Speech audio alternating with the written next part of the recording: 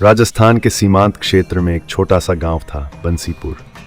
इस गांव में हरिराम नामक एक वृद्ध ब्राह्मण अपने परिवार के साथ निवास करता था। उसका जीवन सीधा सादा, सच्चाई और भक्ति से भरा था। हरिराम के पास ना जमीन जायदाद थी, ना ही कोई बड़ा व्यवसाय, परंतु उसका सबसे बड़ा धन था उसकी अटूट श्रद्धा खाटू श्याम जी के चरणों में। हर दिन सूरज की पहली किरण के साथ वह उठकर श्याम बाबा की तस्वीर के सामने दिया जलाता, तुलसी को जल देता और श्याम नाम का जप करता। समय के साथ गांव पर विपत्तियां आने लगीं। आसमान में बादल दिखते पर बरसात नहीं होती, खेत सूखने लगे, पशु मरने लगे और लोगों की जीविका पर संकट छा गया। हरिराम के खेत भी सूखे पड़े थे। दिन में एक वक्त का भोजन मिलना भी कठिन हो गया। लक्ष्मी देवी ने एक दिन दुख भरे स्वर में कहा, इतनी भक्ति करने के बाद भी बाबा हमारी क्यों नहीं सुनते? क्या हम उन्हें प्रिय नहीं हैं? हरिराम ने शांत स्वर में उत्तर दिया, बाबा हमारी परीक्षा ले रहे हैं। जिस दिन हरिराम ने संकल्प लिया, खाटू धाम की पैदल यात्रा।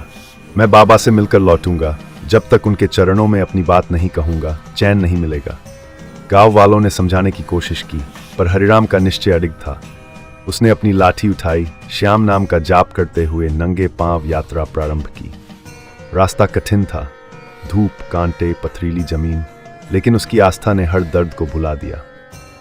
तीसरे दिन की रात थकान से चूर हरिराम खाटू नगरी में पहुंचा। मंदिर के शिखर पर नजर पड़ी तो उसकी आंखों से आंसू बह निकले। वर्षों की सेवा, प्रार्थना और पीड़ा आज बाबा के दरबार में पहुंच गई। उसने आंसुओं से बाबा के चरणों में प्रार्थना की, हे श्याम, अब और सहन नहीं होता। अगर तेरी भक्ति सच्ची है तो मेरी पुकार सुन। हरिराम मंदिर परिसर में ही एक कोने में सो गया। उसी रात उसे एक दिव्य स्वप्न आया। श्याम जी सुंदर वेश में मुस्कान लिए प्रकट हुए और बोले, हरिराम, तूने मुझे जिस सच्चे मन से पुकारा है, मैं तेरी पुकार को कैसे अनसुना कर सकता हूँ? तेरा कष्ट अब समाप्त हुआ, लौट जा, तेरा जीवन बदलने वाला है। हरिराम ने चरणों में गिरकर कहा, बाबा मुझे कुछ नहीं चाहिए, बस आपकी कृपा बनी रहे।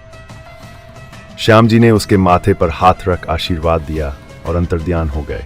सुबह जब हरिराम ने आंख खोली, उसका चेहरा चमक रहा था।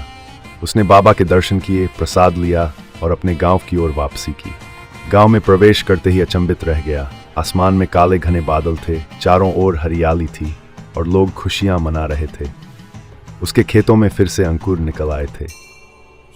बेटा गोपाल, जो अब तक बेरोजगार था, उसे शहर की एक बड़ी दुकान में नौकरी मिल गई थी। घर में चूल्हा जलने लगा, जीवन फिर से संवर गया।